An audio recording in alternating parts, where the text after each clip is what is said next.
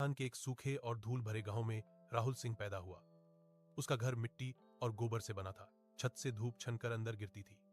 पिता की मौत वह बचपन में ही देख चुका था।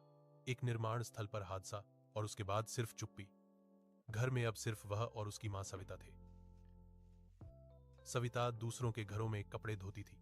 सुबह से शाम तक नदी के किनारे बैठकर साबुन और पत्थर से उसकी उंगलियों की खाल हमेशा फटी रहती थी। फिर एक साल बारिश के बाद वह बीमार पड़ गई। सांस तेज हो गई, सीने में दर्द रहने लगा। गांव के वैद्य ने बस इतना कहा, शहर ले जाओ, दवा महंगी है लेकिन जान बच सकती है। घर में पैसे नहीं थे, एक भी नहीं। राहुल गांव के सबसे बड़े मकान के सामने खड़ा हुआ। वहां फैक्ट्री का मालिक विक्रम मल्होत्रा रहता था। बड़ा फाटक, अंदर संगमरमर का आंगन, छत से घूमता पंखा। राहुल जमीन पर बैठ गया, हाथ जोड़ लिए। बोला कि मां मर रही है, उधार दे दीजिए, जिंदगी भर काम करूंगा। विक्रम ने उसकी तरफ देखा तक नहीं, इशारा किया। दो आदमी आए, राहुल को घसीटकर आंगन में ले गए। लाठियां पड़ी, धूल उड़ी, उसका चेहरा जमीन में दबा दिया गया। किसी ने हंसते हुए कहा, गरीबों की उम्र भी क्या बढ़ानी। फाटक बंद हुआ। राहुल सड़क पर पड़ा रहा। उसी रात दिए की कमजोर रोशनी में सविता की सांस रुक गई। राहुल ने उसे पकड़े रखा देर तक। सुबह नदी किनारे उसने अकेले उसका अंतिम संस्कार किया। धुआं आसमान में घुल गया, उसकी आंखों से आंसू नहीं निकले।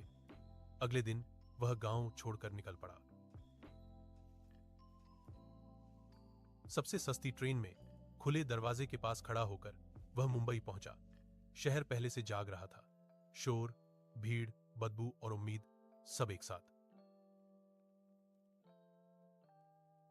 उसने निर्माण स्थल पर काम किया। सुबह 5 बजे लाइन में खड़ा होना, ठेकेदार की उंगली का इंतजार।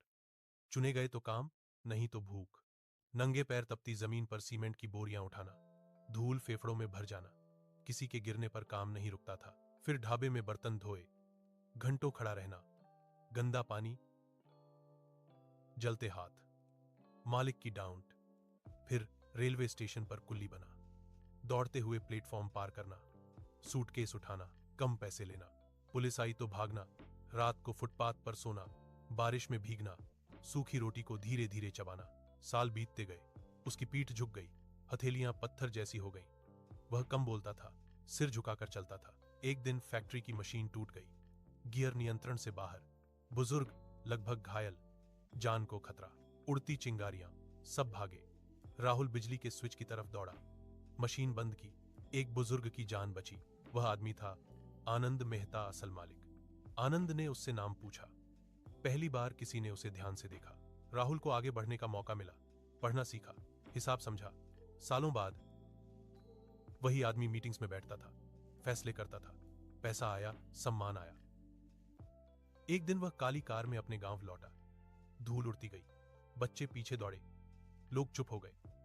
वह सीधे उसी फैक्ट्री में गया। विक्रम मल्होत्रा के सामने कॉन्ट्रैक्ट रखा गया। नाम पढ़ते ही उसके हाथ कांप गए। राहुल सिंह। फैक्ट्री बिक चुकी थी, नई व्यवस्था आई। मजदूरों को सही मजदूरी, इलाज